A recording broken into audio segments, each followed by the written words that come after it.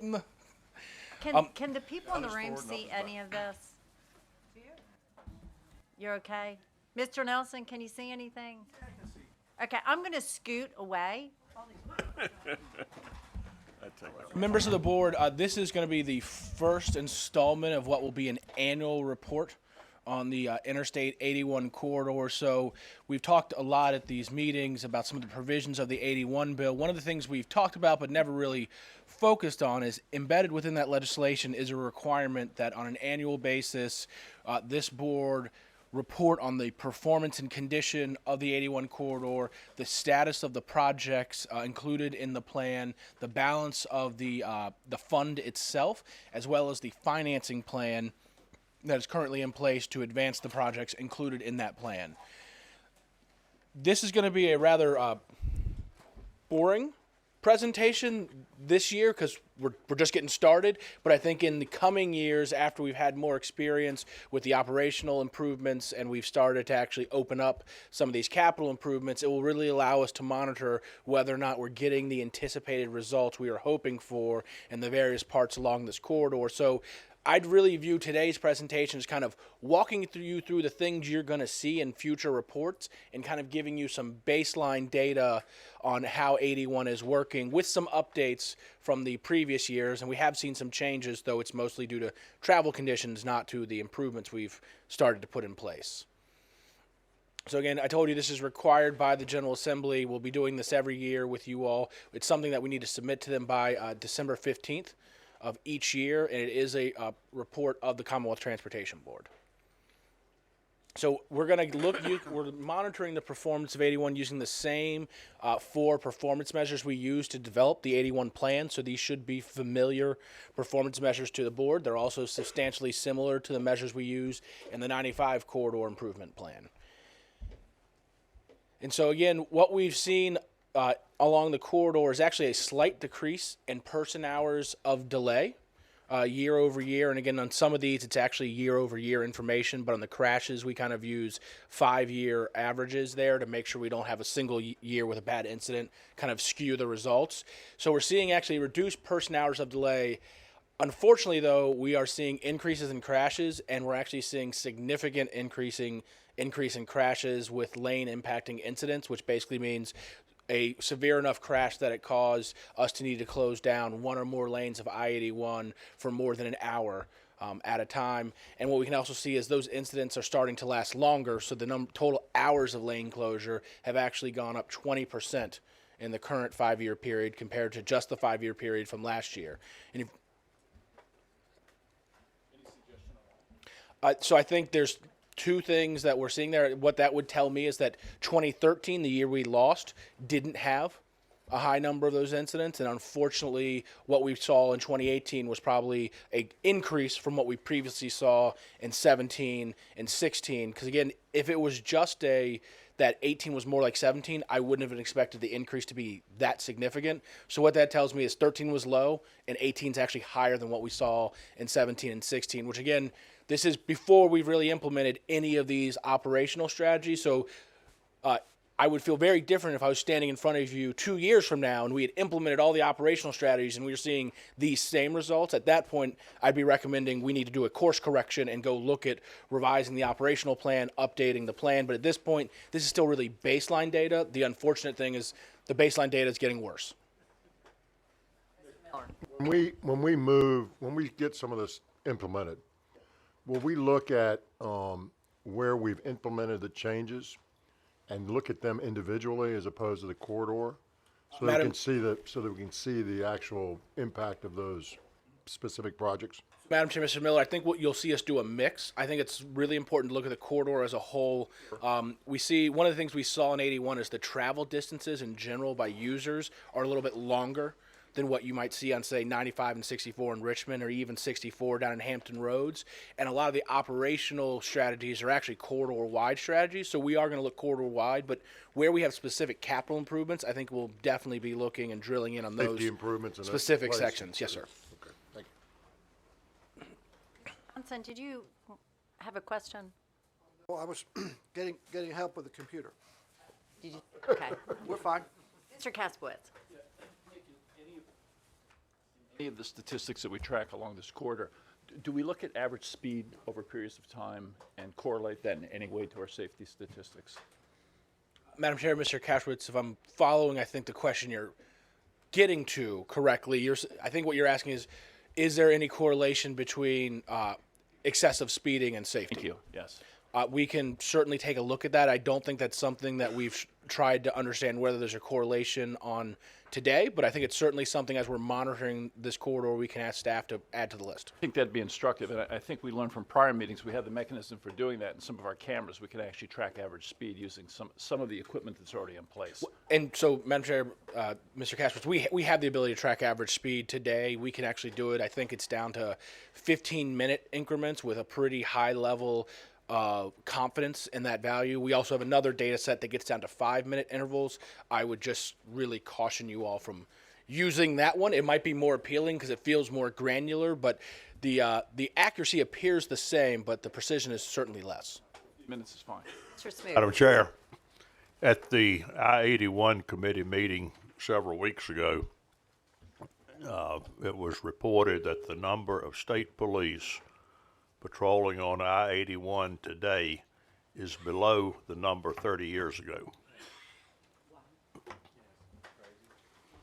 And so, Madam Chair, members of the board, just to remind you, there are several task forces that are actually still ongoing, trying to examine things. One of the things in there is speed enforcement, and we have been talking with folks like Senator Carrico and others to try and determine ways that we can address that. I think some of our initial ideas we've got maybe not the best perception on, and so we're going back to the drawing board on a few of those and looking at some ways to address that. But again, as a reminder, we still have multimodal improvements, we still have truck parking, and we still have speed enforcement. We fully intend to come back to you all with specific improvements and things to do in each of those areas, and those will be draws on the 81 corridor fund. Again, we had, I think, $200 million in the plan set aside for those types of activities over that 10-year period. And so, again, that is a specific use of these funds. It is something that we have continued to work on. Again, unfortunately today I don't have this is the plan, but we have been working on that diligently. Each of those do involve external parties, and so it requires some agreement, with other folks for us to actually be able to move forward with those, In the current construct of the 81 funding, is it possible that we can use a portion of these funds for increased enhancements to pay another agency to actually beef up enforcement? And it's striking to hear that 30 years ago we had more troopers patrolling and handing out tickets for high-speed vehicles than we do today in the context of what you just said about the incidents. Kashwitz, that is certainly an eligible use, yes. Okay. So, for example, just to put a finer point of that, you could use funds from the 81 Corridor Fund to provide to state police or to local police agencies for specific speed enforcement activities. We could not, however, just give some money to the Augusta, and I don't mean to pick on Augusta County if anyone from Augusta County is watching, to generic County A, Sheriff's Department. We couldn't just give them kind of here's a grant, go do more sheriff type activities. It'd have to be a specific, please, do additional above and beyond your current speed enforcement levels here and get your folks out on this roadway. Easy to target in that manner with police departments. Mr. Worth. Yes, I'm interested in the comparison of 2013 and 2018. Did we look at the differential between truck involvement in those 2 years? Madam Chair, Mr. Whitworth, I believe we can pull that out. I don't have that for you today, and I apologize, but that's something that we can follow up with you prior to the December meeting. But again, as you take a look at this, there's a 2.3% increase in what we call equivalent property damage crashes, and again, that's where we create a monetary value of the crashes along that corridor. That's not it's moving in the wrong direction, so I don't want to minimize that increase. What would lead me to believe that this probably does involve an increase in truck-related incidents is those bottom two, lane impacting. Those have gone up at a rate of almost 7 times what just the overall crash rate went up. And then similarly, the lane closures tend to involve, though not always, and to be very clear, there are many times where only car-related crashes cause lane closures, but to see a 20% increase in the total hours of lane closures, what that would indicate to me is we have those much more difficult to clear up types of incidents, or it could have been fatalities. But had it been a lot of fatalities, that EPDO number would have been much higher. So what that's telling me is we have crashes that are difficult to clear up, but that didn't involve a large spike in fatalities, which would point towards trucks. But I can make sure that by December you have more than my anecdotal thoughts on that matter, and we can actually drill down and have the real answer.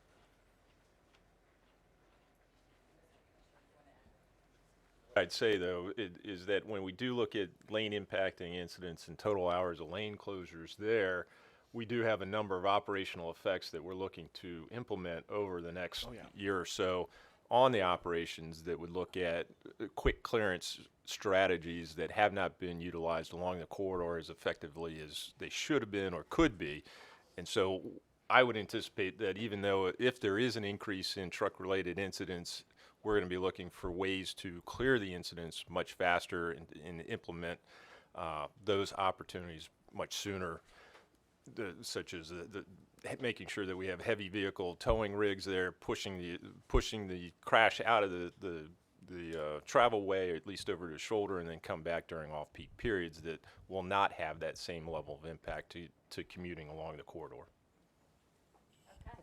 Again, this is baseline data here. None of the funded strategies are reflected in any of this information that you've seen. And again, it's actually almost a year old data at this point, because again, it takes us a while to compile this data. But you may recall, Mr. Whitworth, some of those crashes, particularly in the northern part of your district, as we were actually doing the corridor plan. That's the 2018 data. And so I think what those types of crashes were you saw in the year we were doing these plans. And unfortunately, a lot of incidents. It was some very, very severe tractor-trailer incidents, both in your northern part of your district and then also actually in the southern part of your district, unfortunately, in the summer of 2018. So this chart here is not meant to be something that you read at a granular level, just to be very clear. So there's not a quiz later on what happened at Pulaski.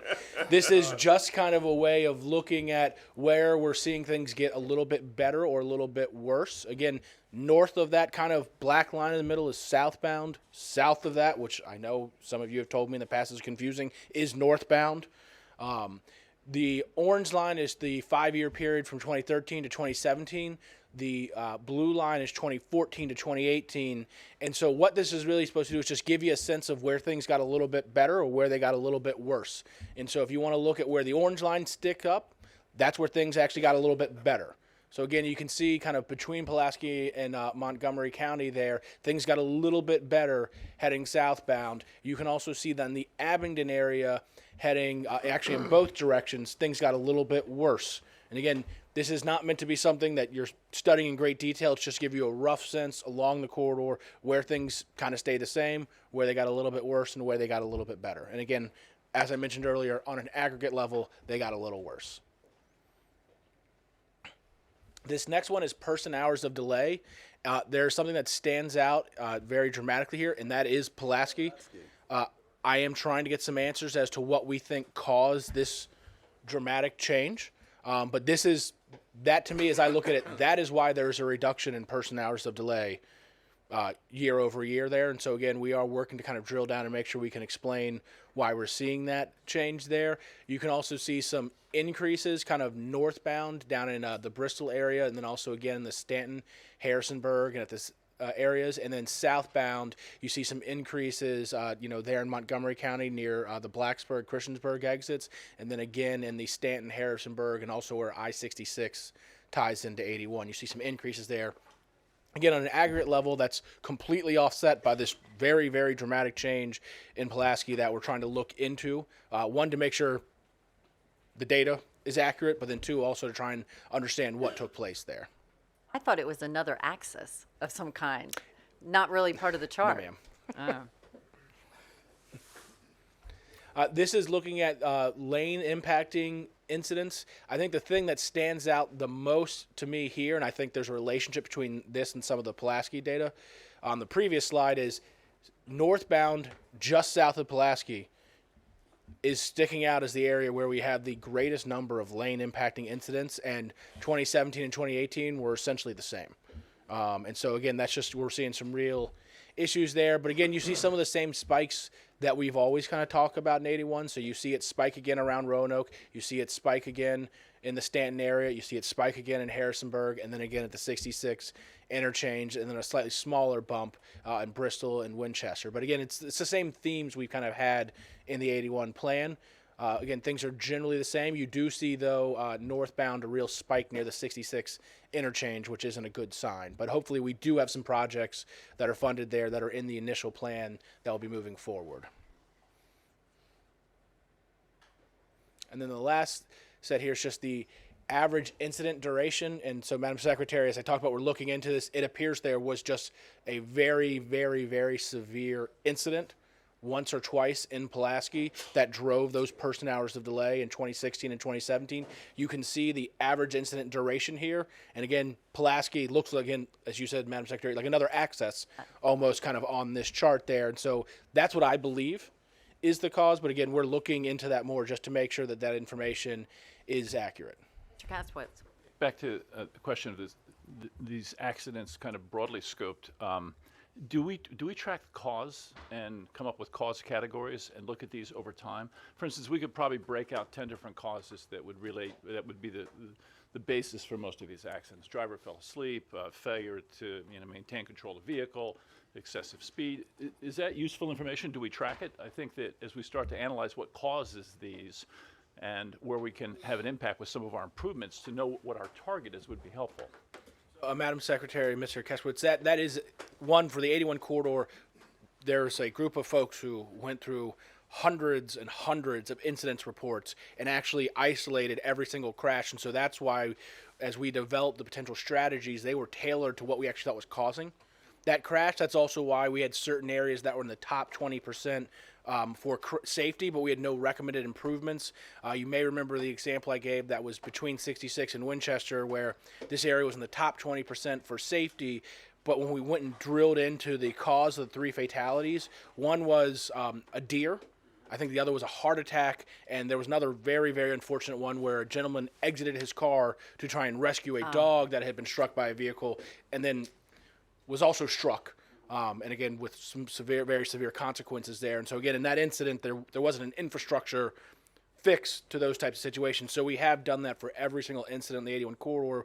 But I think to your broader point, writ large, the safety policy that Margie Ray and Mark Cole and Stephen Reed and others have been presenting to you all, and some of the refinements we've been recommending to the Highway Safety Improvement Program, is a result of a systemic review of the causes of crashes and their locations kind of throughout the Commonwealth. And so that's how we were isolating what are infrastructure related, what are behavioral related, what are ones that are a mix of both. That was a result of kind of us reviewing those locations and their causes statewide over a 5-year period. So I think that's a great foundation to have made our initial selections on what improvements we're going to undertake. But going forward, I would think we will want to look at that information periodically, perhaps annually, to see if we're really having the impact that we expected based on that early data set. I think the great news and the reason we put so much effort in initially, both on 81 and, again, particularly on the Highway Safety Improvement Program, because that was actually a much greater manpower lift, so to speak, is it will be much easier to keep this data set up to date. And so instead of going through 5 years at once, we just add 1 year each and every year, and then we have this very robust data set that we can look at and examine to understand why we're seeing good results or why in certain areas maybe we're not seeing the same results and that we maybe misunderstood certain correlations that we thought existed. So again, it is our intent to continue to track this data.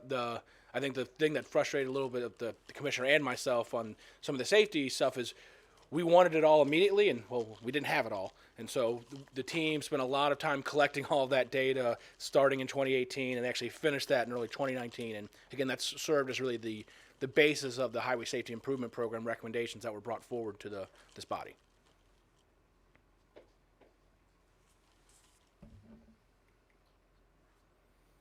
So again, the assessment of strategies, I would say incomplete. The data we have does not include 2019 because 2019 is not over, and we did not start implementing any of these strategies until mid-2019. The good news is we have started implementing these strategies. We expanded the Safety Service Patrol immediately in July. July 1. Yeah. This fall, we started adding in the flashing chevrons, which we have seen to be extremely effective in certain locations with tight curves. We're also putting in more of the cameras, the signs, and other things this fall and early next year. And again, you all have added certain capital projects to the program, which are going to get underway. We're starting with a lot of the acceleration, deceleration lane projects, but again, on 81, because of the mix of traffic you have, the higher speeds that you see, and the very, very short enter and exit lanes that you have, that really can make a big difference in a way that might not be the same as it would be on, say, 95 or certain other interstates. When you have 30-40% truck volume, if you're trying to merge on the road and when you're coming down there's 2 trucks in a row there, well, you might not be able to merge in, and then the lane's over and now you're at a dead stop and you have to get up to 70 miles an hour to be able to kind of merge into somewhat thick but not congested travel there. And so again, that creates a lot of those safety issues that we see. And so again, that's going to be the first set of projects there. But again, we don't have an assessment yet. This is just kind of a placeholder to let you know we will be assessing these projects. Mr. Miller, to your point, both corridor-wide and spot locations, depending on the type of strategy that was implemented. As I mentioned, there's 31 projects you all put into the program. This is all assumed currently on a pay-as-you-go basis. We did talk with you all about potential bond financing. As I noted, even if this body were to support such a concept, that would require approval from the General Assembly. And we did previously note the I-81 Corridor Committee, which includes members of the Assembly, just to kind of close that loop, did support and recommend moving forward with a bond financing scenario to be able to implement these projects. Again, this is not something I expect you to read. This is a comparison type of chart.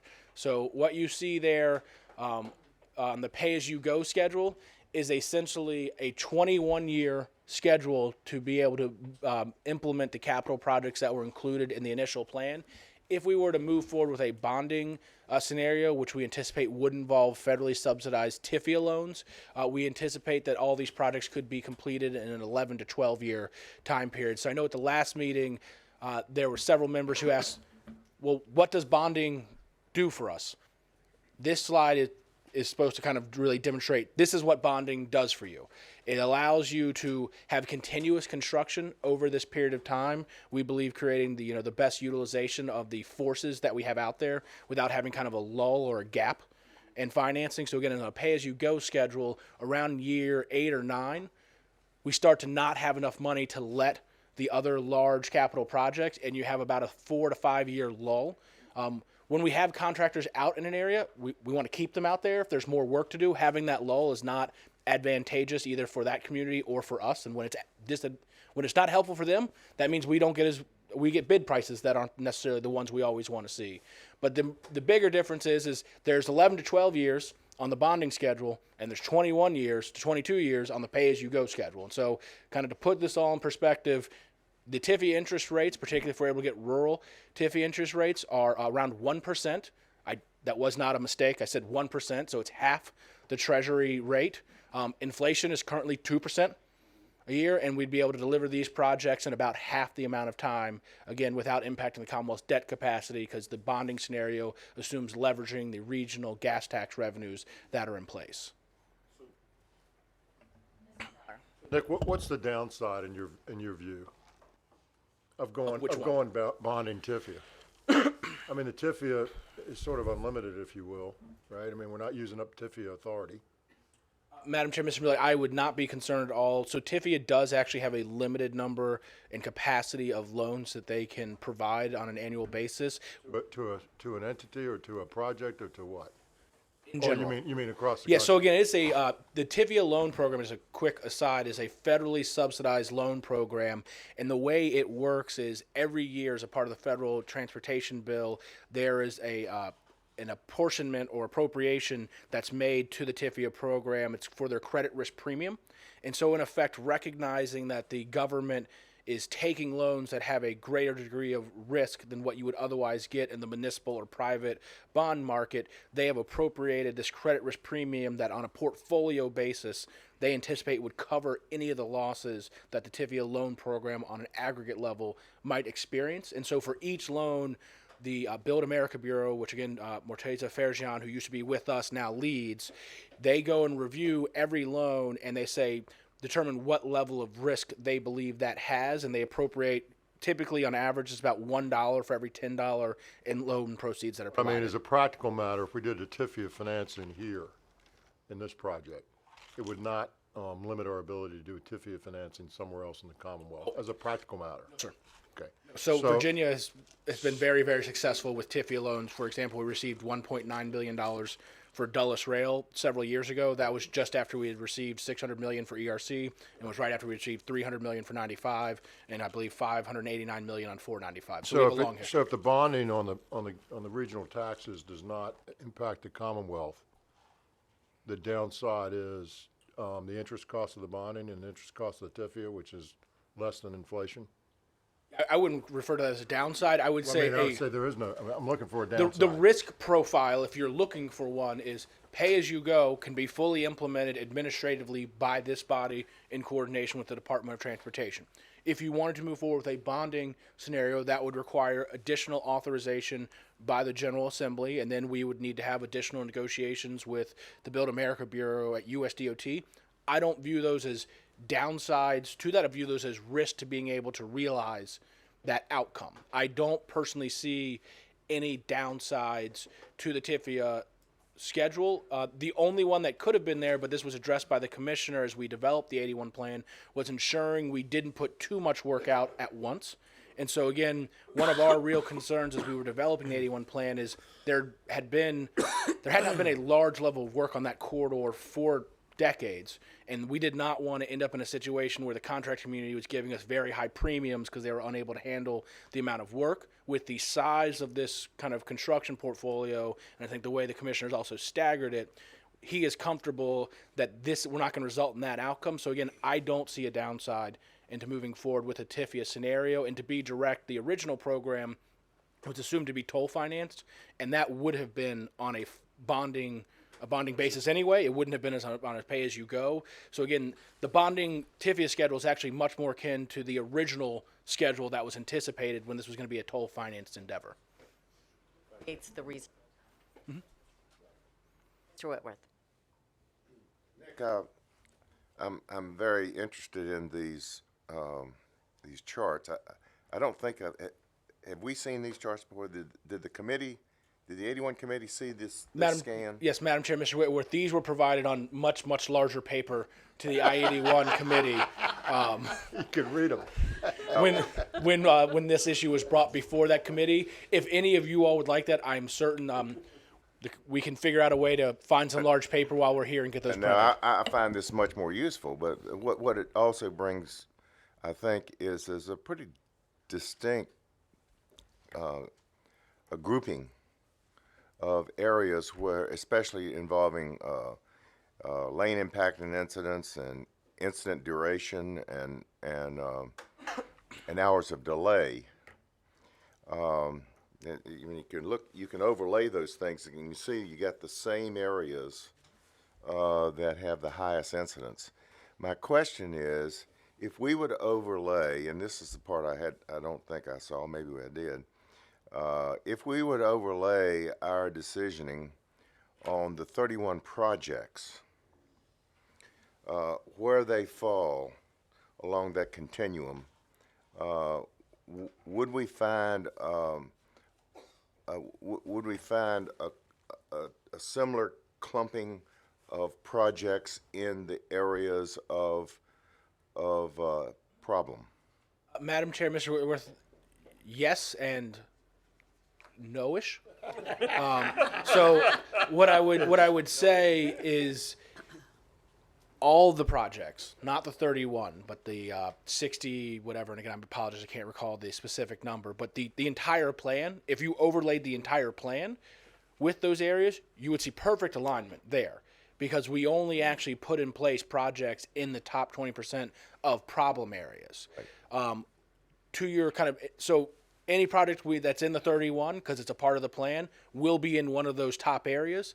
The no-ish part was, will those very first projects always be in the absolute worst for a given area? The answer is sometimes yes and sometimes no.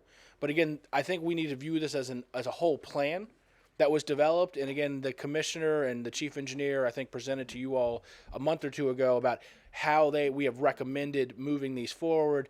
And there's a mix of factors, as they talked about at that time, and they can speak more eloquently to, but maintenance of traffic, readiness. Unfortunately, in some areas, the geography requires extensive rock-related issues, which, again, some of that's in the top areas for a given performance measure, but it takes a while to deal with rock. And so, again, that can't be immediate. And so what you see here is, again, the entire plan aligns with those peaks there, and you're not going to see projects in those valleys. So I'd say, yes, it does align with that, but you're not always going to see the absolute worst area go first, because that may not be the area that made the most sense from a availability of money, a readiness, and other types of factors. Well, I guess what I'm asking is, I would like to see it anyhow, even though I'd like to see where those 31 projects fall in the continuum. I think that would just, and you know, I understand that there are reasons, and good reasons, why we can't do one versus another, but we need to know, you know, where there is, we need to have an explanation of why we're not addressing this at this time. We can work on something of that nature. Trying to determine going forward how you prioritize projects as well. Okay. And I hope you're listening. The other thing that's required to be in the plan is just kind of an outline of the fund, the financing, et cetera. So again, what you see here in the top of this column is just the total available resources. And again, as a reminder, the 81 money, along with all of the interstate money, is a phased in kind of revenue generation. So again, the tax and fee increases were scaled over that 3-year period. And then what you see on the bottom is the total kind of programmed level of funding. We do, again, anticipate that this is on a pay-as-you-go kind of funding basis. If we were to switch to a financing basis, this would change again next year, but this is developed under the current authorizations and constraints in which we operate. And this is something that we will update every single year. If we switch to a financing package, we will start to go out over a much longer period of time, so people can start to see what is the debt service taking up over time, what are the available resources in the future, and things of that nature. But again, this is just the current program funds. Splits. When do we make that decision on the debt versus pay-as-you-go? Madam Chair, I think it's a two-tiered decision-making process. One would be, does this body kind of support that? And I think we brought that up the last time we came before you all, and there were some questions that were raised, I think, by Mr. Miller and some others at that time. And so we brought that information back to you. The second thing, and really the actual threshold question, is, does the General Assembly approve the authorization of those bonds? Again, while they don't impact the debt capacity, it is a state-imposed tax, and therefore the debt must be authorized by the General Assembly. I know we only have a short period of time that we've been collecting these taxes, but I'm curious as to whether they have met expectation or what the status is on the collection of money. Madam Chair, Ms. Hines, to date, I believe they are meeting expectations, but I really want to just manage you all's expectations there. We are 4 months in on kind of collections here, and again, the road tax. The two things took effect this year, or 3, excuse me. The regional fuels tax, which to my understanding is meeting generally the estimates, the international registration plan or truck registration fee increases, and again, those kind of come in lumpy ways, so I think it's too early to make a determination there. And then the road tax is actually paid on a quarterly basis, so we only have, I think, 1 quarter in. So things are Phased as well. yeah, so and it's that's hard, also phased in. But again, so we only have 1 quarter at this time, so it's kind of hard to say for sure. But again, we're cautiously optimistic. And so just kind of in closing, we've implemented several of the operational strategies. We're moving forward with the curve improvements.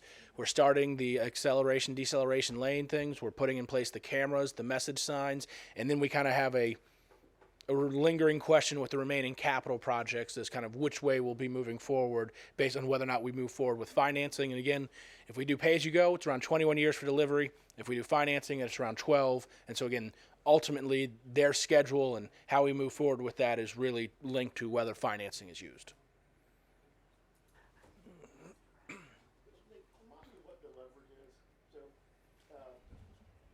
bond finance, what are you able to borrow?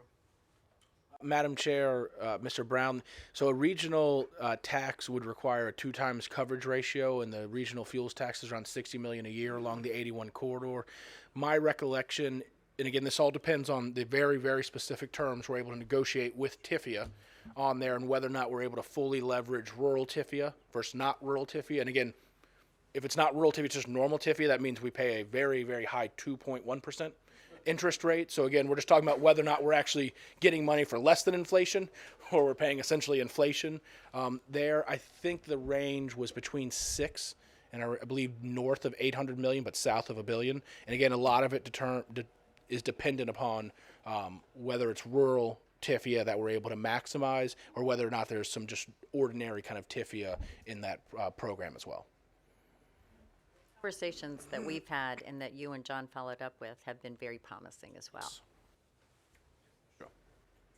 Okay. Again, there's more information on va81corridor.org. This website is going to live for a long time. We'll be putting all this stuff up there, and so if you ever have constituents or other folks who are asking questions about the 81 corridor, please send them to this website. It has all the information we provide to you all and a lot of more detailed information as well. So thank you. Thank you. I'm going to turn the gavel over for a few minutes to Mr. Whitworth as you get started on special structures. And Nick, Mr. Donahue, and Joanne Maxwell, if you could just meet me outside for a minute. I just have a quick question.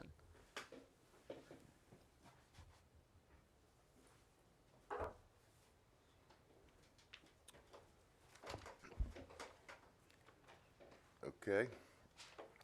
Commissioner? For the presentation to get teed up. I understand down is forward and up is back. Correct. See if I can follow his directions today. North is down. It's going to be an interesting presentation, though. There's not east and west. So today, I wanted to bring forward our continuing conversation on the review of our operations and maintenance fund, our state of good repair, in light of the Robert Norris Bridge legislation that was passed last year. This is our, as I said before, this is our 4th presentation in the series. So far, you've heard on pavements, structures, and ordinary maintenance, and this will round out the $1.7 billion budget that VDOT owns, operates, and maintains for the HMO funds. I will point out that as we get into the dialogue today, special structures started with a study in 2018 that was presented to the board, I believe in December of last year, and was submitted to the General Assembly for the 2019 session of the General Assembly. I am going to make a distinction between a report to the General Assembly today versus today's presentation that's really looking at a long-term sustainable plan for these 25 special structures. So there's going to be a distinction that I'll make later in the presentation. Moving into what we've provided today for you is just what I said, is a statewide look on each individual structure over a useful life of 50 years. Now, the legislation called out for us to take a look at it in 20 years. What we found with the structures presentation that we presented, I believe, back in September of this year, was looking at no structure has a useful life of 20 years, so we've extended that out to 50 years. This coincides with it. Through this long-term plan that we've identified and been working through for the last 8 to 9 months, we've been looking at individual facilities, each individual tunnel, each individual movable bridge, and each individual complex structure to be able to identify the life cycle components of each structure as well as the structures themselves. As I said, we've been working through this for about an 8-month period with our facility managers, our district engineers, and our subject matter experts. I will say that as we move forward, this document's going to be a living document that we intend to bring forward to the board on an annual basis.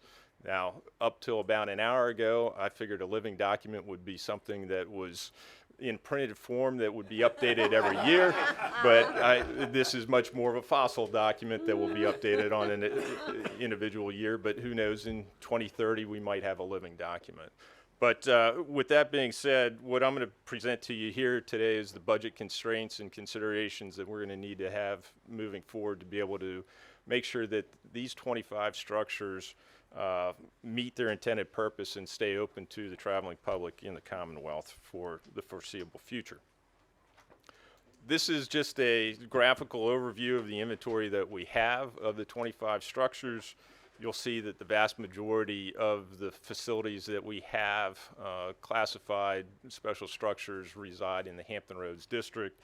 56% in Hampton Roads, 12% in Richmond and Fredericksburg, 12% in Bristol, and then we have one facility in Northern Virginia and one facility in Salem. Now, what constitutes, well, I'm jumping ahead already.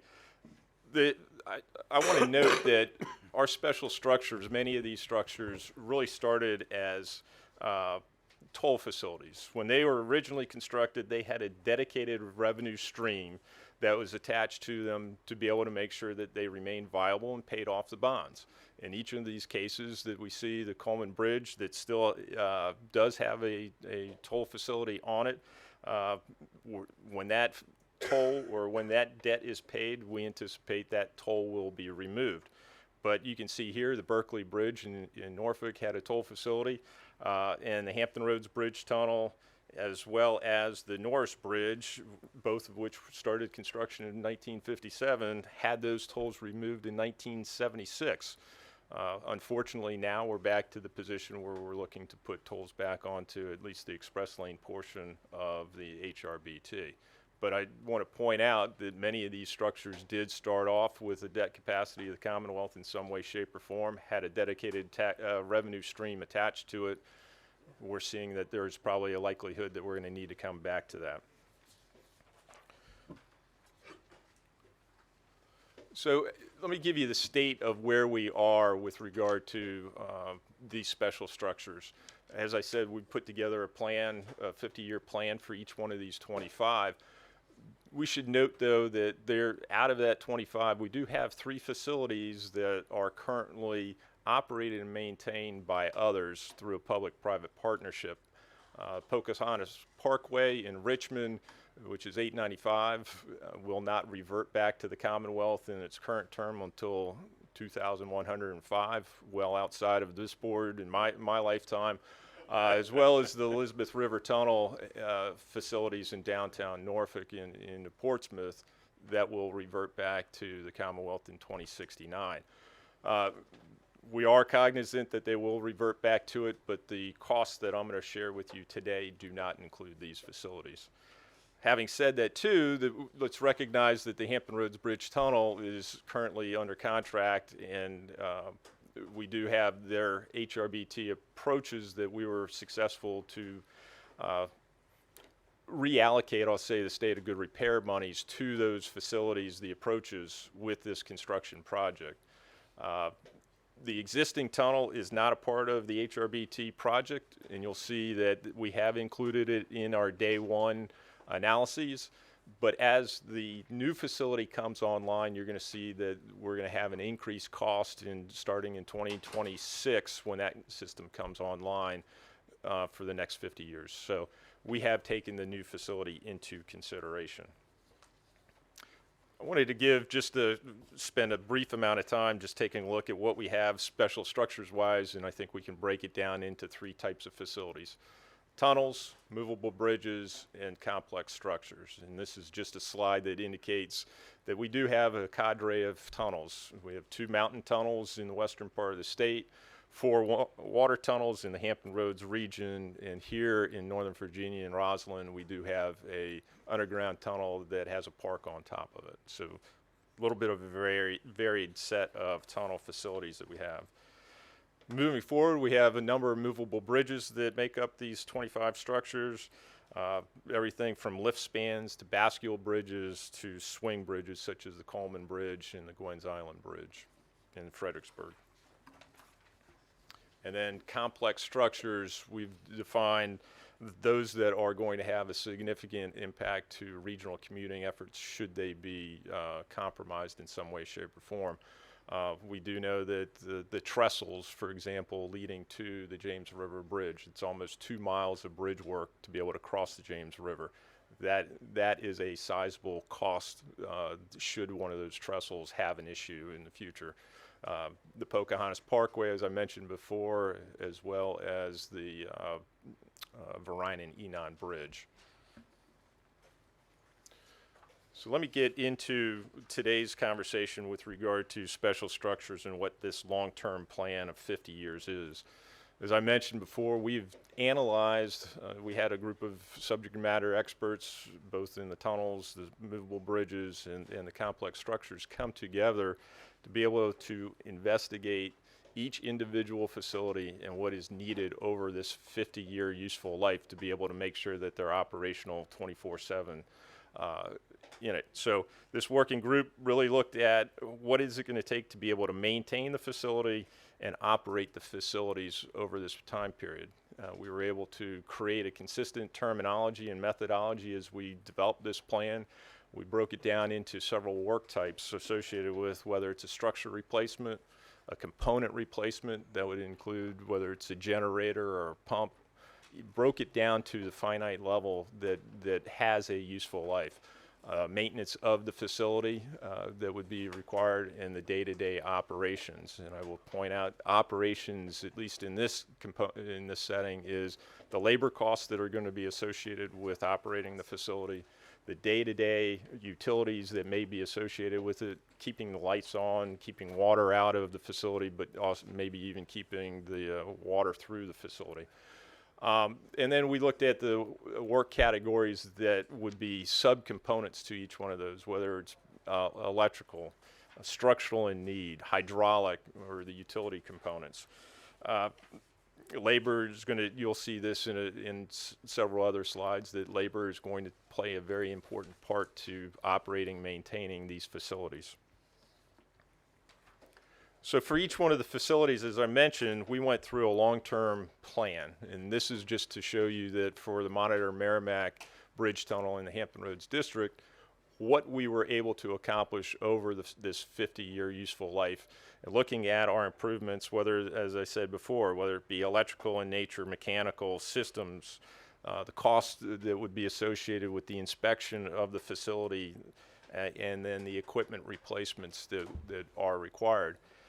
You're going to see that if I center your attention to the work type, the work type being component replacement, maintenance of the facility or operations, you can see for a tunnel facility, to be able to operate and maintain it and keep it open 24/7, we do have a very large operational cost to the facility.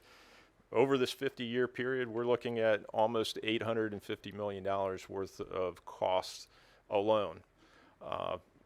If you do the quick math, which I do have these numbers already pre-populated on my slide, is that operations is going to account for 62% of the facility over this 50-year period. And then component replacements, as we would expect, another 32%. And then maintenance on the facility is going to be relatively low. When you do look at this slide, you can see that in 2022 to 2027, there is a sizable, what I'll say, front-loaded aspect to this structure, and you're going to see it when I pull all 25 facilities together. I've challenged our staff quite a bit over the last 8 months to say, I think this is a front-loaded issue. Not everything is a wish list. Don't bring me back a wish list. Bring me back what it's going to take to operate, maintain these facilities in a safe and efficient manner. What this represents is what I think all of us here in the room have known, is that we have deferred the maintenance, component replacements to these facilities to the point where we can't continue to do that over the long run. So one of the purposes of today's presentation is how do we get back to having a systematic plan to be able to deliver the needs to these facilities over the 50-year period and beyond, but also how do we attack these issues that represent the greatest risk back to failing a structure. And what I mean by failing a structure, it's safe, but let's take the Berkeley Bridge in downtown Norfolk, that if it fails, we need to fail it potentially in the open position to allow maritime traffic to be able to traverse through it. But that has an impact to 100,000 vehicles a day. So there's a very large economic impact, whether it be to the motorist or back to the maritime industry, that if there's a failure, this is what we're going to do. What we're trying to say with this slide is that we have deferred component replacements and other items to the point where we can't wait too much longer to be able to make these changes. So in this case, what you see is over the 50-year period, about $850 million in the plan, which will equate out to about $17 million a year on average that we should be investing into the facility. The other point that I will note up under the work category is that if you look down up under labor, labor is going to attract, I believe, a little bit more or a little bit less than 50% of those total costs. And again, that is for the tunnel service providers to be able to monitor traffic through it, maintain the pumps, the ventilation system, and all the systems that are associated with maintaining that facility in a 24/7 environment. Secretary. Commissioner and I have talked about this topic numerous times, and they've done an incredible amount of work of putting some real data to every structure. But the thing I keep bringing up to him is these are $2019, and this work schedule's way out there. So I view it as a bad number, and it just exacerbates the fact that we are looking at facilities 70 years old that, in my view, we're setting ourselves up for a major failure. I don't even know that we're doing a great job in maintaining them currently. So I just think it's a high-risk area. I don't think the number completely is accurate as to what we have to discuss in terms of funding this long-term. Unfortunately, most of these major critical structures are in my district, and I can guarantee you, if we have a major failure, which we very likely could, if it costs $1 gazillion, we'll fix it. But then we have to come back to the table and figure out where it's going to come from, because the impact is so devastating that we'll do whatever it takes. And particularly if we have like a major gearbox or something that we just can't immediately get a replacement, and we're down 30, 60 days, diverting 100,000 cars a day over the Berkeley Bridge, our customers are going to go crazy and point a finger that we've been irresponsible in being proactive in maintaining these structures. So, Madam Secretary, Mr. Malvin, what I'd say is, yes, we've had a number of discussions on the use of 2019 dollars to be able to move forward. We're in agreement that we can bring back inflated numbers based upon inflation to be able to show what the net impact over this time period is. We did start some of those analyses with the pavements and the bridges to date. I don't have those values here to share with you today, but we can do something very similar to show what that long-term I impact think if is. we're going to have a healthy discussion, we ought to be including those numbers. And by the way, I asked the question, how many times in the past 30 days has the Berkeley Bridge got stuck open? You were going to ask me that. 3? Turn a cabinet. 3 times in You a had row. that. Yeah, I think in the last 30 days it's been twice. All right, 45 days is probably 3. And within the last week, it's been 1. Yeah. So I mean, to me, that just it's a little bit of an indication that we're doing a great job maintaining what we have, but let's make sure we get comfortable that we're doing, that we recognize the age of these facilities, and 70 years old is, I'm not 70 yet, but I'm feeling a little risky myself. Madam Chairman? No. Madam Secretary. Ms. Hunt. So, Mr. Commissioner, I want to be sure that I understand what is showing up here as labor in your crosswise chart, and the yellow above that, which it seems like it's equipment. Is that correct? Would be correct. So, in another large agency I was on, we talked about where we had a lot of deferred maintenance. We talked about being able to return to a state, a steady state that would let us mostly take care of the assets that we had, and that we had to have this infusion of cash in order to allow us to really do catch up and keep up all at the same time, and then steady out. So should I, as I look at this, should I take from it that no matter how well we take care of it, that red and yellow together is going to persist forever as long as we're using these assets? Madam Secretary, what I'd say, Ms. Hines, is yes. I view that orange part that you see as being labor and equipment or utilities as being what I would term as our mortgage payment. It's not out there to fix the roof of the house or the air conditioning. This is to keep the lights on and the doors open to the facility. So in the long term, yes, that is a steady state indication of the needs of the facility to operate it in a 24/7 environment. So is there some portion of that we are currently paying for?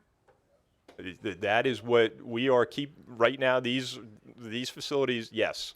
We're already paying for this. Yes. In some fashion out of existing funding that we have here. That's correct. So the new funding we're looking for is really the dollars above that orange and yellow. Yes, it is. Okay. And I'll get to there's subsequent slides. This is just one facility. I understand. And what I'll say is that I'll show you very shortly that when I look at tunnel facilities versus movable bridges versus my complex structures, each one of them has a varying type of work that is unique to these facilities that varies. So with tunnel facilities, we're looking at a great deal more on the operational costs, whereas my complex structures are going to be really focused much more on the replacement of the facility when it meets its end of the useful life. Thank you, Madam Secretary. Mr. Commissioner, we talked about this before, and I agree with Mr. Malbin in terms of the 2019 dollars.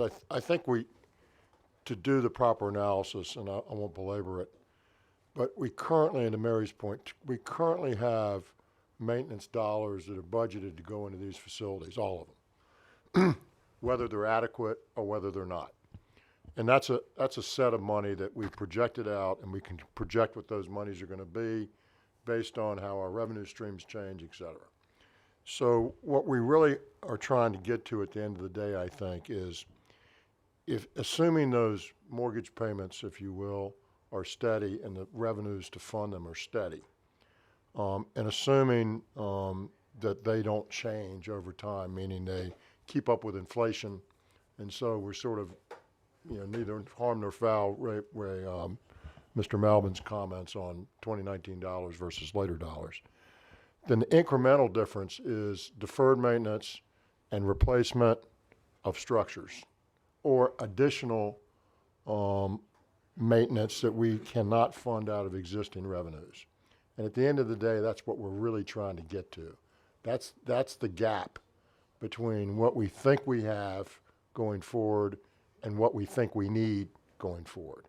And so when we look at the slide that says Grand Tunnel for Monitor Merrimack Memorial Bridge Tunnel, which I think goes to Mary's point, and we see a grand total of $847 million, that's not the unmet need, that's the total need. It is the total need. And so some of that is already met That's in our projections. Yeah. Now, if we've got revenue streams going like this that fund that need, and the needs going like that, then that's an additional gap that we have to project going forward. If they're together, there is no additional need for those pieces of it.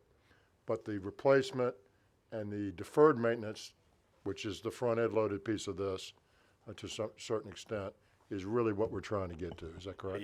Exactly, as well as what I'd put back to you is a replacement for other types of structures. We're also looking at the planned replacement in the future years when we're looking at their end of useful life. To Mr. Malbin's point on the Berkeley Bridge, 100,000 customers. If you take the Norris Bridge out, you got an 80-mile detour?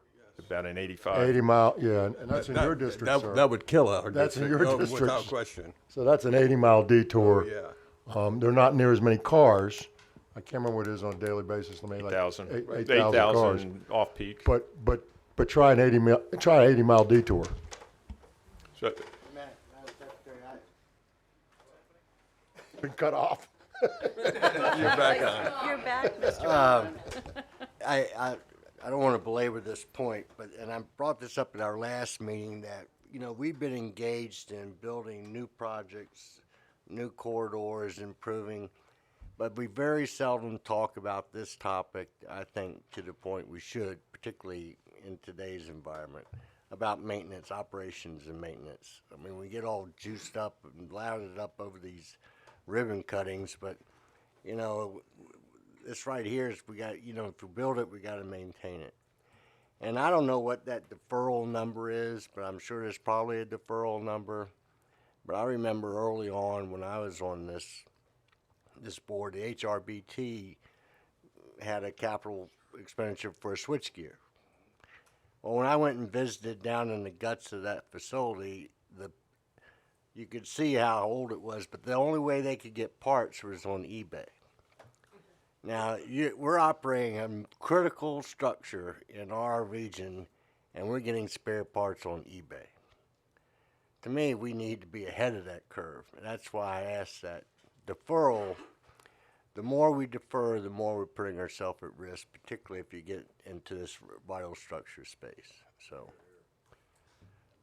Mr. Johnson. Madam Secretary, Mr. Commissioner, if I may, one of the 25 vital assets is the causeway over in Chincoteague. And I don't know whether you're referring to they talk about the Causeway Bridge, and maybe that's the new bridge that has been built. But even at the base of the new bridge that has been built, the elevation of that new bridge causes water to get in, to flow through, and basically block the island of Chincoteague from access to the causeway. Secondly, if you look at the causeway itself, if we have 2 to 3 feet of sea level rise, and we're talking about going out 50 years, we're going to have to rebuild the causeway to the economic engine of Accomack County on the eastern shore, and we don't have any funding in here looking out 50 years for that type of an exposure. So I think we need to do that. I commend you for the work that's been done. It's timely. We've talked about this for the last year. I think it's really important. I recognize that we need to take into consideration the 2019 dollars that we're looking at and inflate it appropriately going forward when we're asking for funds so that people really understand what it is we're trying to accomplish. Madam Secretary, if I could make 2 points, one of which was to Mr. Malbin's point about something breaks.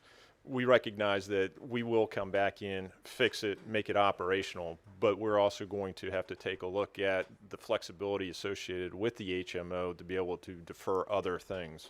And that would range from pavements to other structural improvements that we have throughout the Commonwealth that are not in that risk stealing basis. money from the construction business, or Well, it would come out of it. We would look to bring it back to an operational state first, and then worry about how else, what other things are we going to defer over the time period to be able to make sure that we have a safe and operational facility.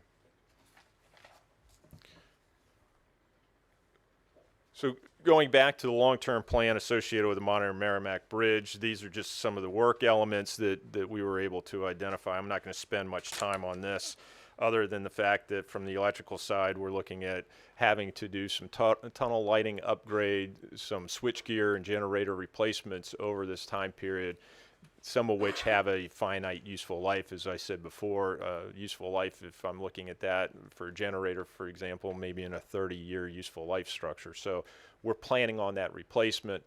And then, of course, we're going to need to be constantly maintaining the instruction protocols associated with this with the new federal National Tunnel Inspection procedures. So let me, as I said before, I do want to have a distinction between the cost estimates that were presented last year in the report to the General Assembly. And at that point in time, we really looked at a timeline for these facilities in a 30-year time horizon. We've come back in with this analysis and looked at things, each individual facility with a true life cycle plan approach in a very systematic way. It's a comprehensive review, and that review is in a 50-year time horizon. So before someone asks the question, well, you submitted a report to the to the Commonwealth Transportation Board last year and to the General Assembly indicating a $3.6 billion need, and now you're coming back with an $8.1 billion need over a 50-year time period.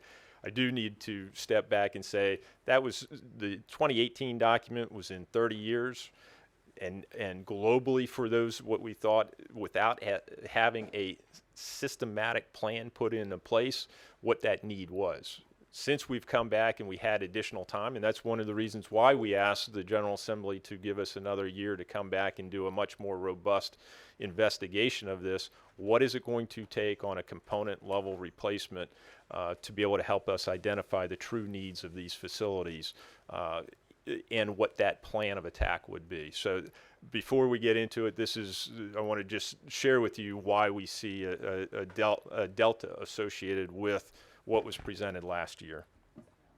Madam Chairman, to my earlier sort of point in question, if we look at the $8.12 billion that's at the bottom of the slide, if we took out what we currently are doing and currently have a plan to fund, not including any divergence between what we see we can fund and what our needs on general maintenance are, and taking out I think the fourth line says $437 million for HRBT, which is new need, if you will. I think it's not need that's currently in our plan. It's not currently in our funding schemes. Is it fair to say that the incremental money that we need is in the first few lines and equals $4.8 billion? As opposed to the total of $8.1 billion. I'm talking about incremental money. I think you're More correct. or less. More or less, yes, we are already making the investment So to when the we operations. so when we go with hat in hand, what we really are saying is we need about $5 billion, or a little bit more with a 437. $5.2 billion is what we don't have any idea how to pay for and what we need. I shouldn't say any idea. That's the incremental amount. I'll just keep going back to the statement that within the budgetary constraints that we have, we'll make sure that they're safe, operational, and efficient. Right. And But can we do a better job at maintaining it and reducing the risk of component level failure? Yes. Sure. And so I guess my view is, and I'm pretty conservative fiscally and tax-wise, this is a doable situation. You know, we raised, Johnny, $20 billion over time in Hampton Roads with a tax that nobody knows is in existence. Nobody flinched. Nobody complained. I don't know about Northern Virginia, Mary. They don't even know. They don't know it exists, and nobody's complained about it. Now, having said that, we're paying for it, and I get that. It's coming out of our pockets. But it's fairly painless, what we've done down there, for the return that we got relative to quality of life, safety, on and on and on and on. So when I look at $4 billion for projects, or $5 billion for projects statewide that are this critical, to Johnny's point, you know, you stick a bridge down and you've stopped maritime commerce, you've stopped ships from getting to shipyards, you created 80-mile detours for people. Those are pretty serious situations. This isn't $20 billion. This is $5 billion. You know, albeit some of it's in 2019 money, Johnny, to your point. But I think it's doable, and I would encourage us to speak to it in that way as we talk to legislators and others that have to find a way to fund this. It's just, in the big scheme of things, what's our budget at VDOT now annually? It's a little bit more than $6 billion annually. Right, so we're talking over a 50-year life cycle of that 1 year. I think we gotta encourage our legislature to find a way to do it. Well, just, as we're having this discussion, another study that we are working on is the sustainability study. And this issue, the funding piece of this is actually being addressed on that side, and we're trying to bring it together. So as we're having this very important discussion, I do want you to know that finding the additional revenue to address these issues is a priority. So we're going to try to marry them up. Madam Secretary, that's music to my ears is sustainability. Yes, sir. And I know you're challenged, and I guess my thought was as we look in the future and we look at vehicle miles traveled or whatever components that need to be part of transportation funding because of changes, Correct. that we look far enough ahead that we realize this liability. And when we create a new funding stream, let's make sure if we got one bite at that apple, let's create sustainability for the whole program. It's and I know weird. you can do that, Madam Secretary. I'll tell you what was music to my ears was hearing Mr. Miller's approach to this. I'm like, okay, no, we know this. Every person on this board knows that this has been an issue. We are certainly willing to do the homework. We're willing to present the facts and the recommendations to get it done. So I did not want, as we're having this discussion for you all, just to bring up, which we all know, we are also looking at the revenue side of the picture as well.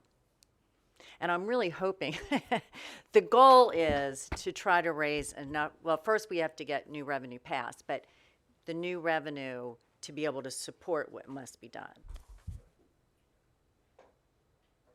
Moving forward, since I've been sharing with you the individual, at least the example for Monterey Merrimack, the next slide that you have in your slide deck is the comprehensive picture for all 25 facilities over this 50-year period. Very similar in nature. As I said, this is going to, you can see that it's front-loaded with a lot of what I keep calling front-loaded with a number of deferred items that need more of an immediate attention.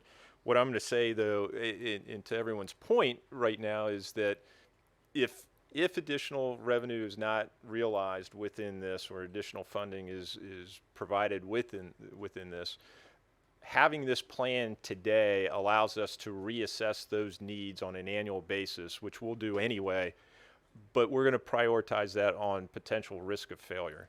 Those items that we'll end up having to defer, that can be deferred, will be deferred, and those that have a critical component to them, we'll be looking much closer at them. In other words, working through each of these 25 plans on an annual basis and reassessing based upon failure of risk, or risk of failure.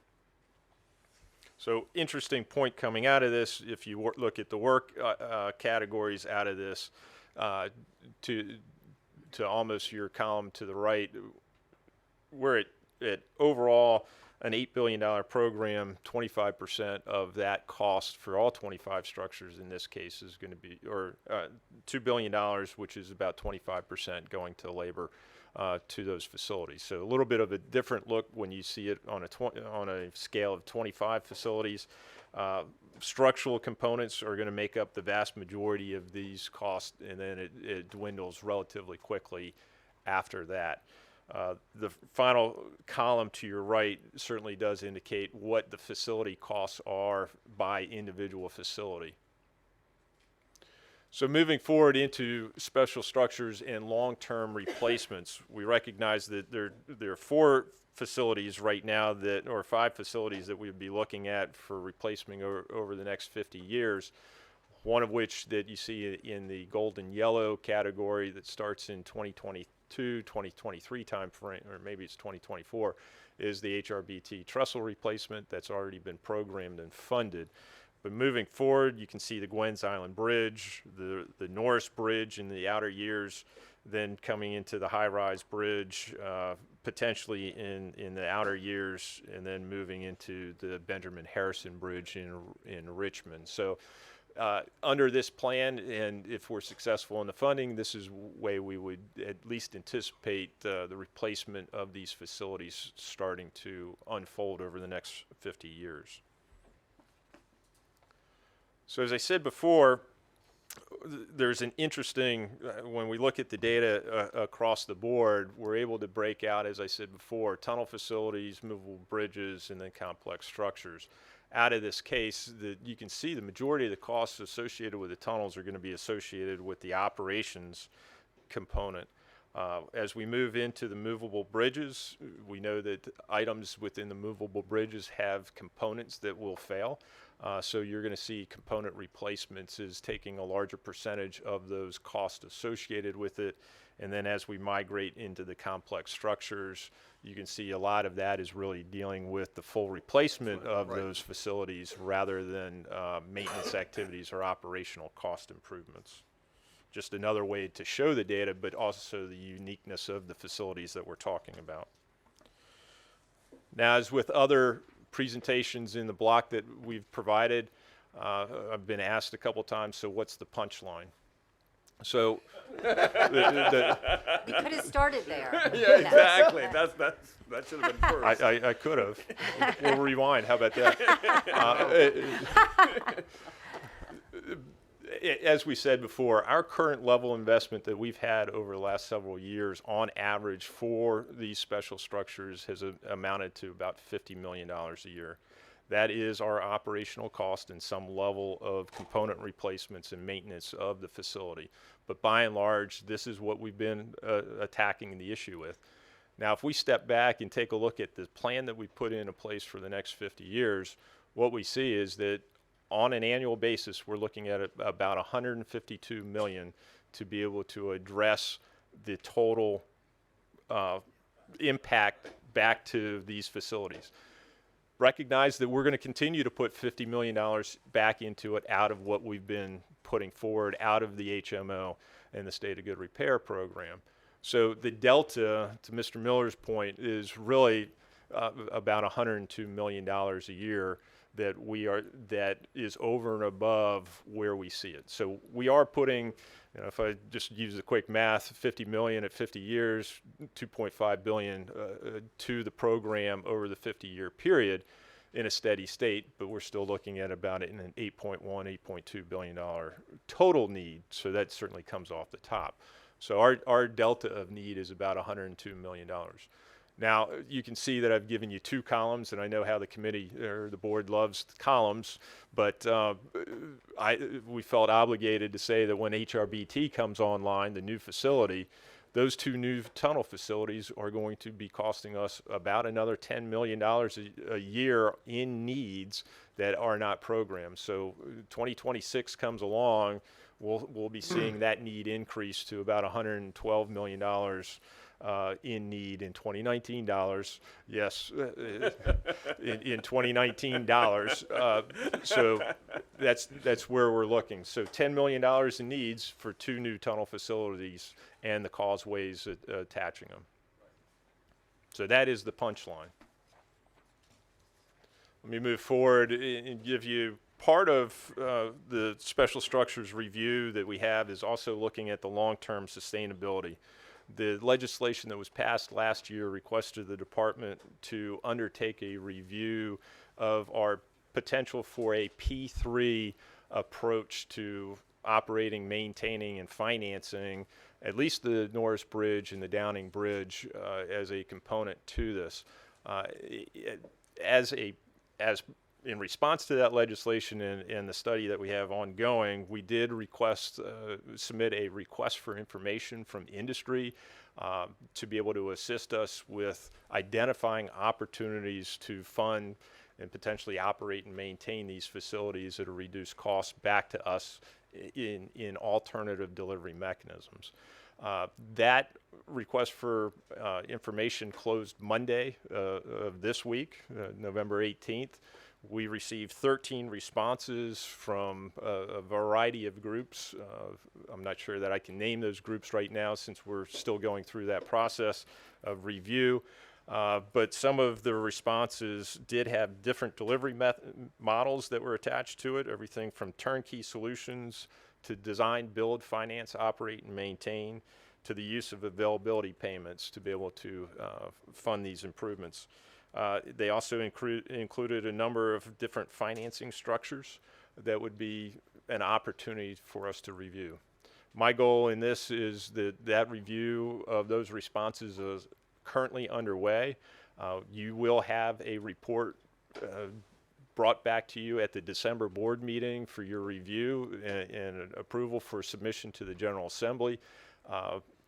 This will be a component of that document. I hope to give you an update to what the responses were at the December board meeting, but for today, we have 13 responses, varying sets of information that we're going to call through over the next 2 to 3 weeks and be able to give you a refined presentation in December. So let me move forward into a couple items that I do want to share with you on the uniqueness of these facilities. It's important to note that as we go forward in what we're going to do with special structures, and this is really predominant to movable bridges and tunnels, is that we recognize that there are no federal performance requirements attached to it. We are now entering a new era of national tunnel inspection standards that we're still working through on what that would look like, but performance measures have not been put into place for these facilities. You can see that movable bridges, we have structural components that we need to be monitoring, but also electrical, mechanical, and hydraulic. And then our tunnel facilities have some unique characteristics attached to it.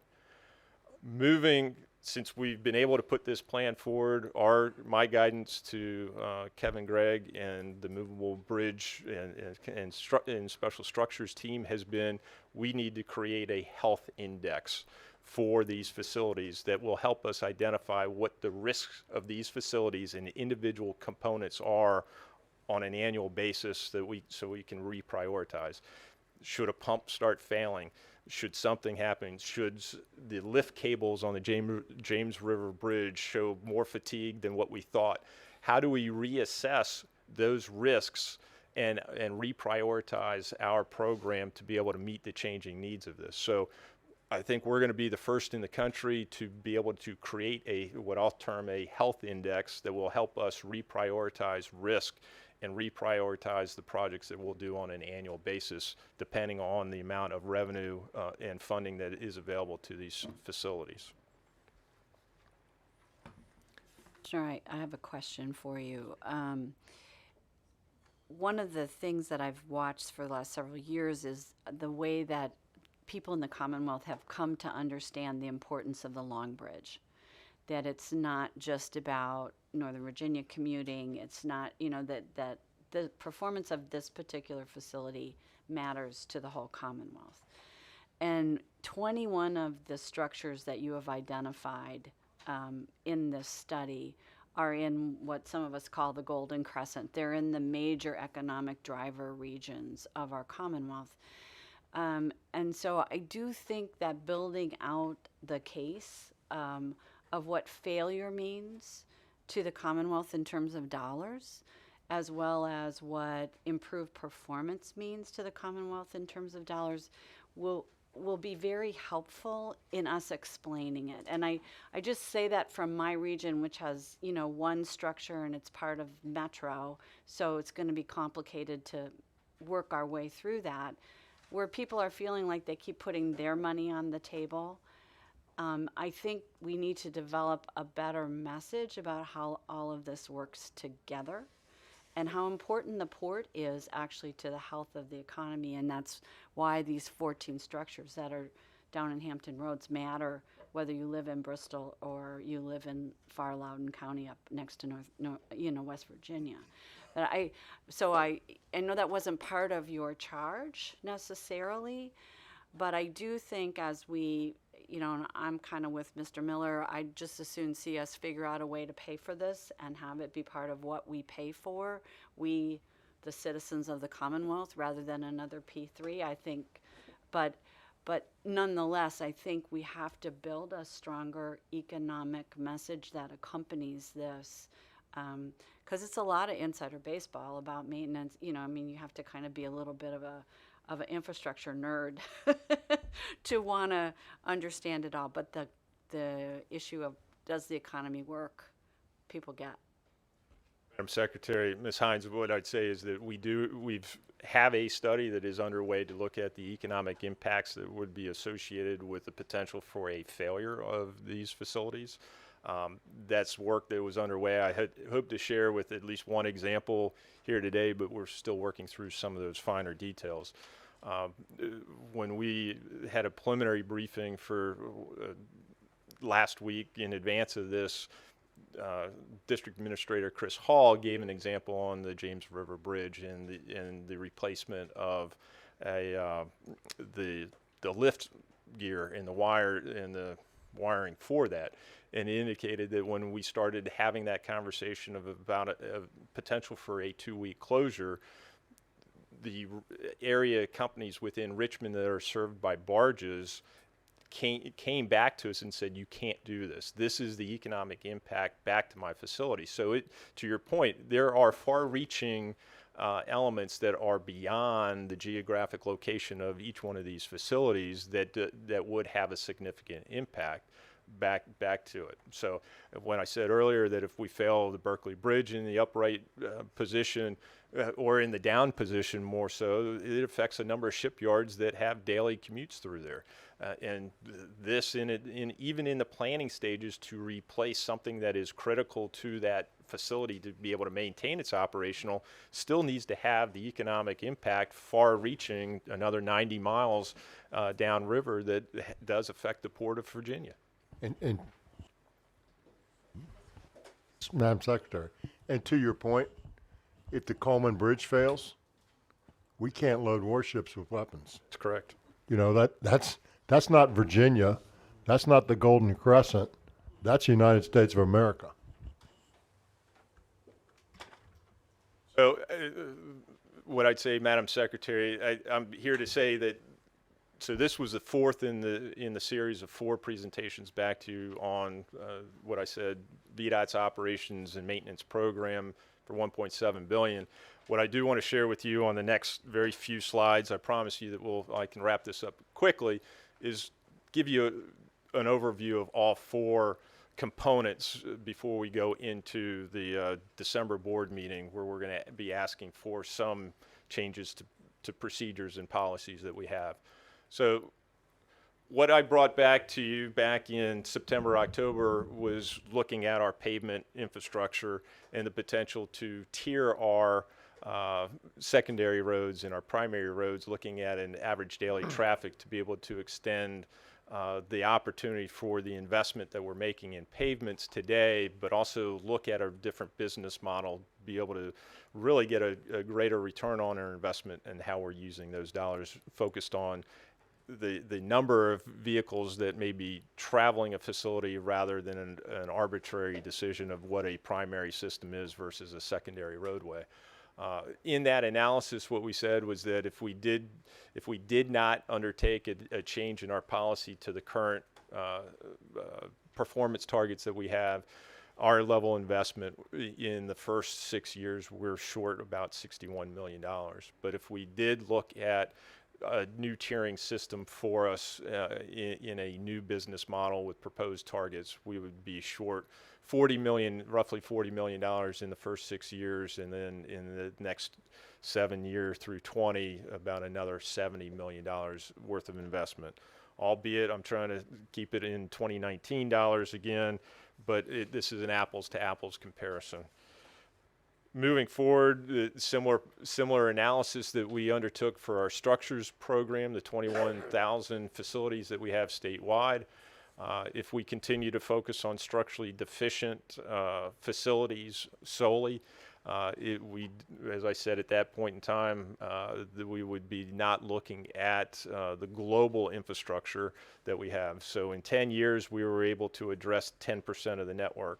with this proposed target of looking at general condition rating across the board for all of our facilities, with a minor reduction in our structurally deficient numbers, we're able to hold steady in our level of investment in 2019 dollars, taking a blended approach to both component or structure replacement of structurally deficient elements, but much more focused on preservation activities.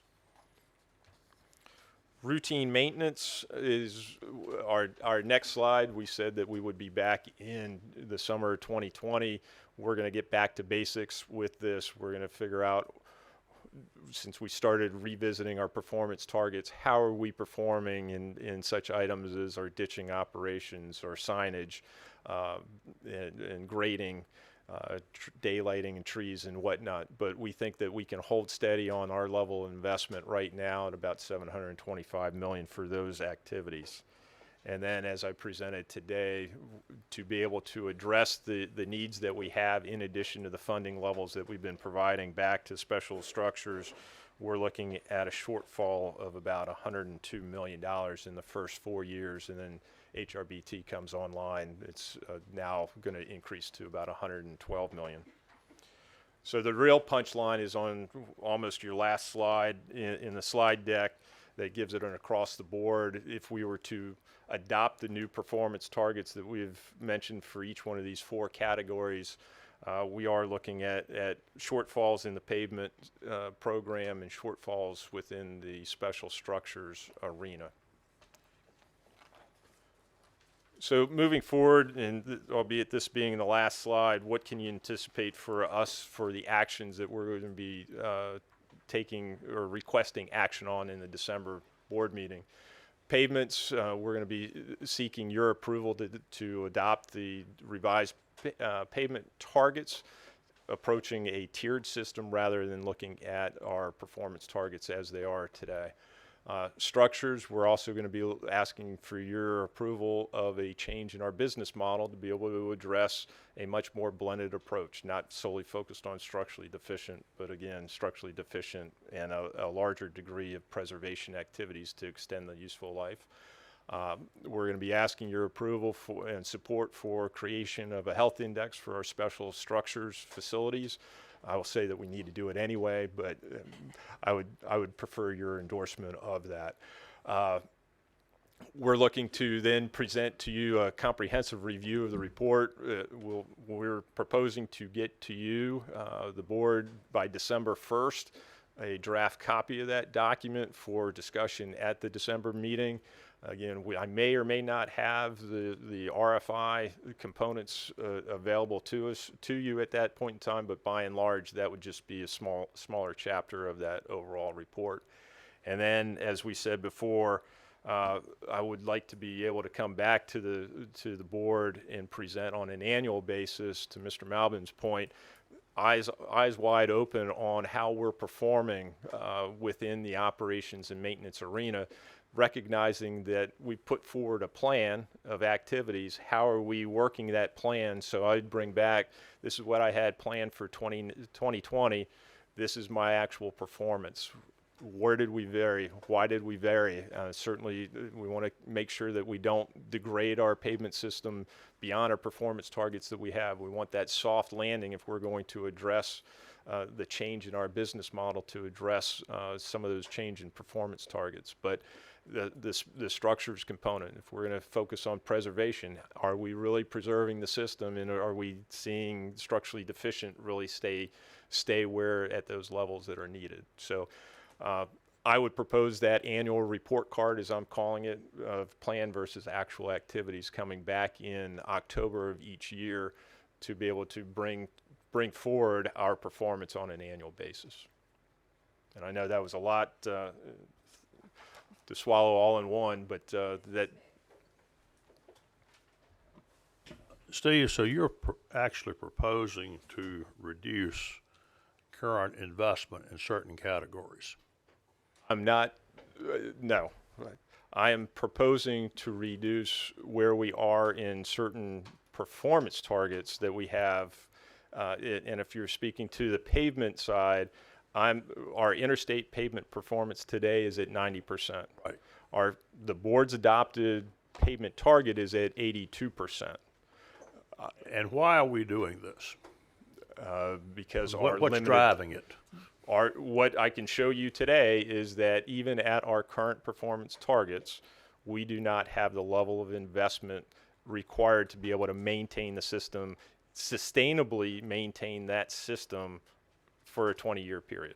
So you have determined that by making these reductions in certain areas, that it will cost us less money going forward, and that will reduce money that you don't have, if you will, in some of these areas that if we maintained our current standards, we would not be able to adequately fund unless we robbed something else.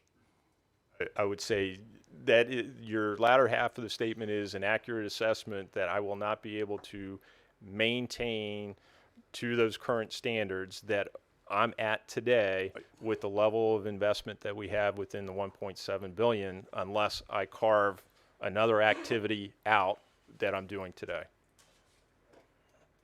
But it's also yeah. changing. I mean, you're also refocusing to make sure we're doing this in the, from a business standpoint, the smartest things I mean, possible. that- So it's a different way of managing the business of this. I mean, So, you know, that to me, it was kind of like Nick's yes and no-ish is what I would say, if that's a word. And see, he wasn't even paying attention.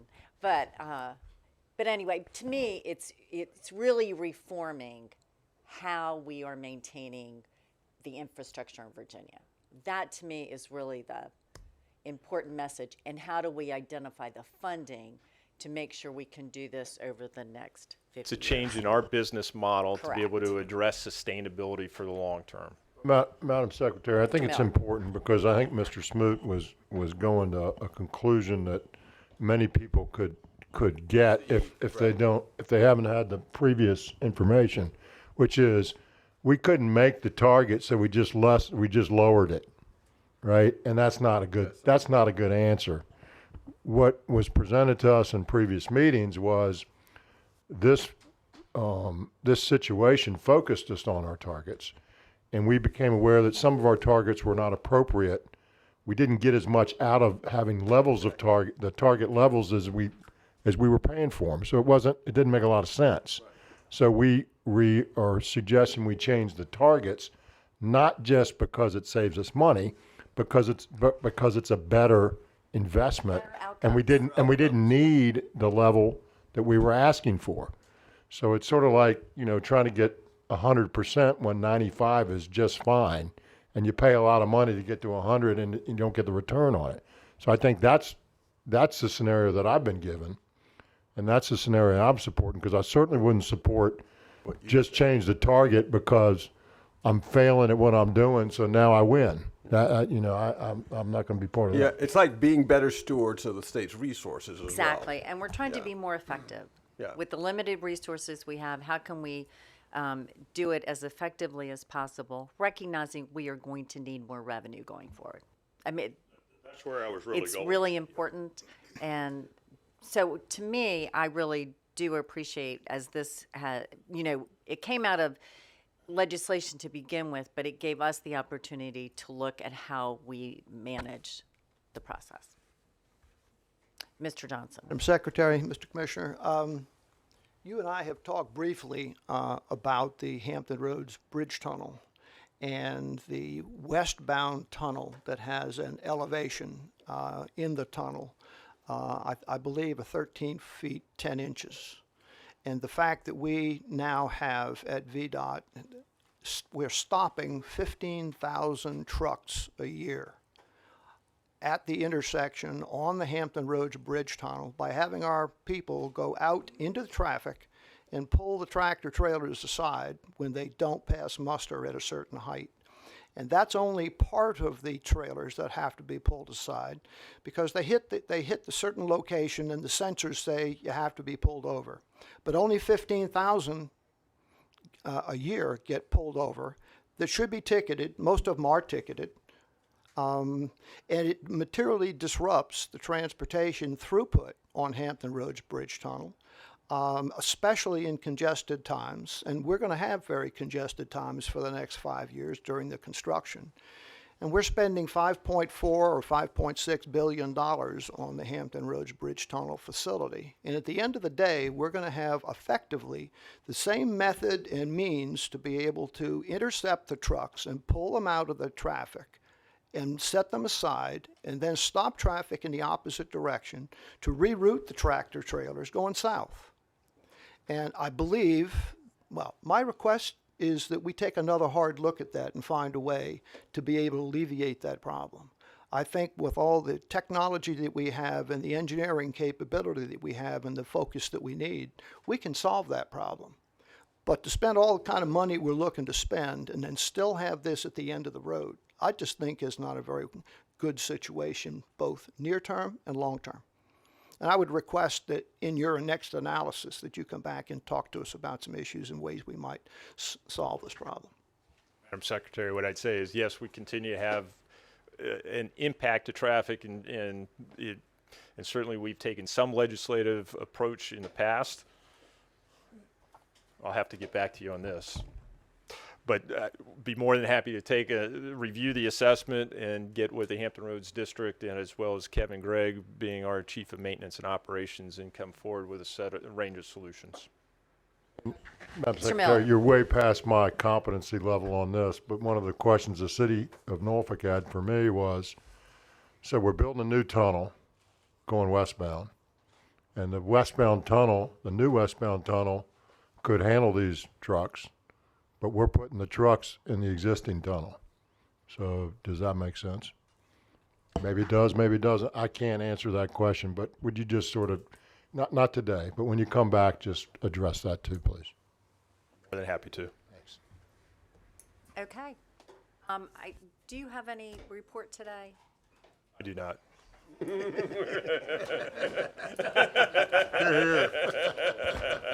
have a 350.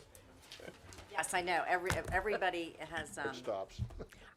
For mine, I will just say thank you, and I do thank all the people who left the conference to come over here and do this. We will get the 95 presentation in December, and with that, I'm going to adjourn the workshop, and we are now going to go into our action meeting. And has anybody signed up? Is there anyone here who would care to address the board? Okay. Thank you again for being here. Do I have a motion on the minutes? Moved. Second. All those in favor say aye. Aye. Those opposed, nay.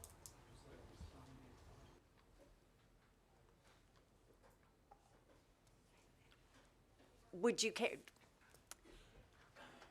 Hello, Mr. Whitfield. How are you? Thank you all for coming to Northern Virginia. And so the one matter I discussed with you briefly this morning is the need in structuring the Commonwealth Transportation Board. We have 2 urban members and 2 rural members.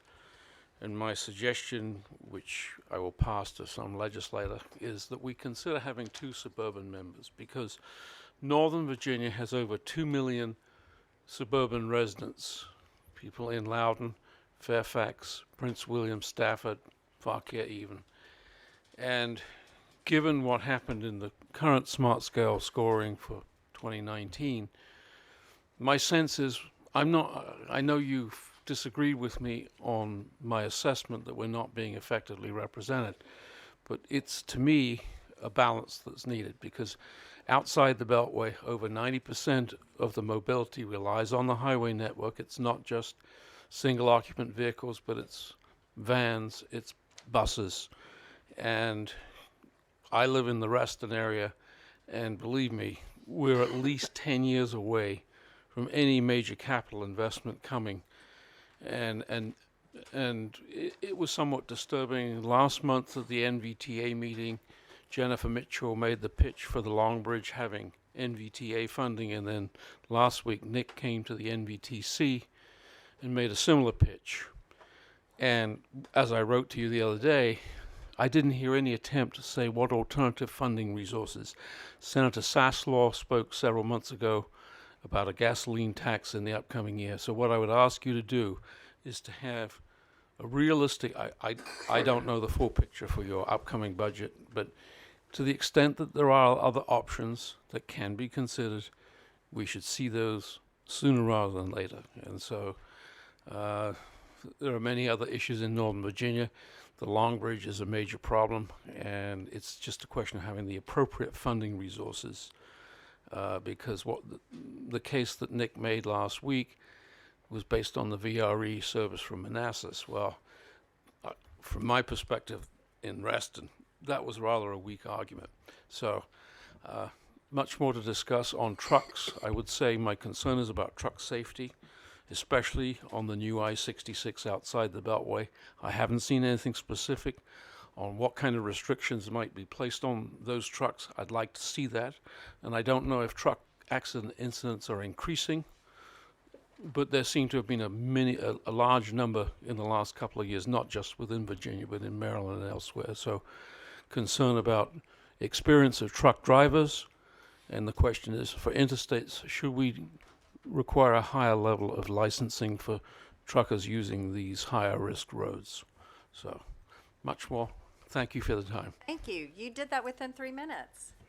Thank you, Mr. Whitfield. Okay. Is there anyone else? Okay, thank you. Kim Pryor. Hi, Ms. Pryor. Hi, good afternoon, Madam Secretary, members of the board. I have 2 items for your consideration today. The first is the amendment of one project in Fairfax County. It is funded through the MPO with RSTP and CMAQ funding, and I recommend your approval. Second. Discussion? All those in favor say aye. Aye. Those opposed? Thank you. The second item is my normal monthly transfers. You may have noticed that this is a extraordinarily lengthy list. This includes the transfers associated with the systemic safety improvements in the I-81 projects that you approved amendment of last month. So normally it's not this many, but that's what most of these are. So I recommend your approval. So moved. Second. Any further discussion? All those in favor say aye. Aye. Those opposed, nay. Thank you. Mr. McLaughlin.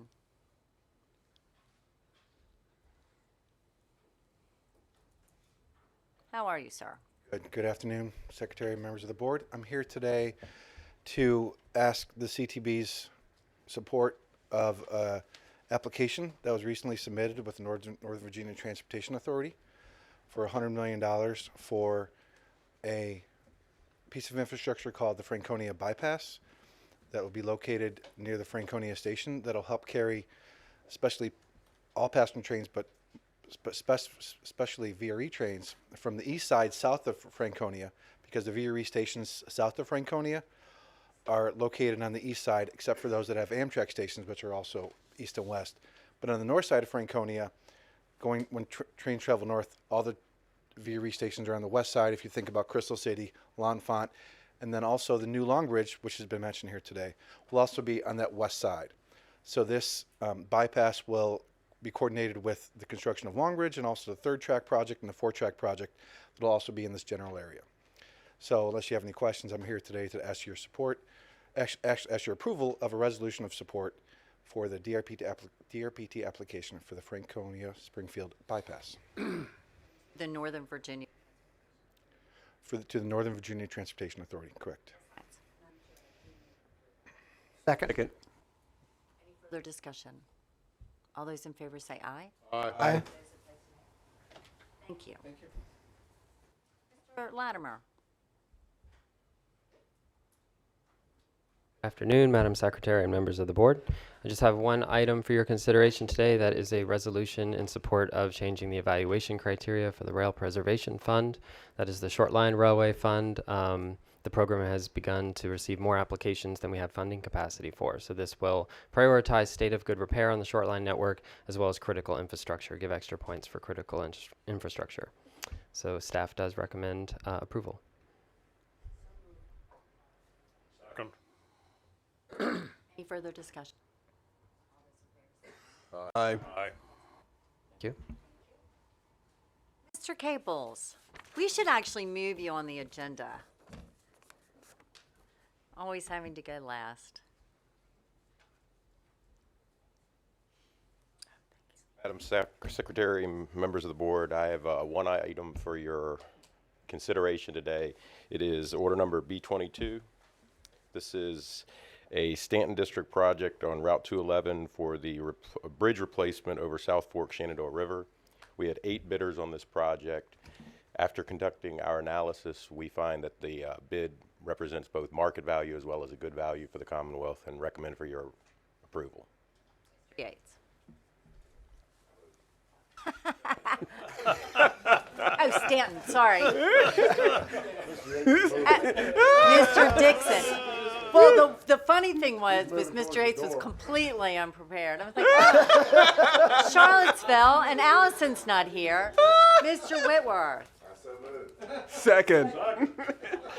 I'm going to give that to Mr. Yates anyway. Okay. Any further discussion? All those in favor say aye. Aye. Those opposed, nay. Thank you. See, I extended your time, and I didn't even mean to. Okay, any new business, ladies and gentlemen? I thank all of you for coming up to Crystal City National Landing to be with us, and thank you for your participation in the forums. And Greg, honestly, I heard the meeting today on magnetic levitation, maglev, went really well. great. And I very It much was look forward to wonderful. seeing the presentation. Thought it was see pretty maglev. interesting that we had 2 Mr. Rogers today. Cousins. Are they? Oh, I was like, oh. That'd be funny. No. Y'all, thank you so much. We stand adjourned. All right. Have an enjoyable Thanksgiving. Are you telling us? Are you telling us?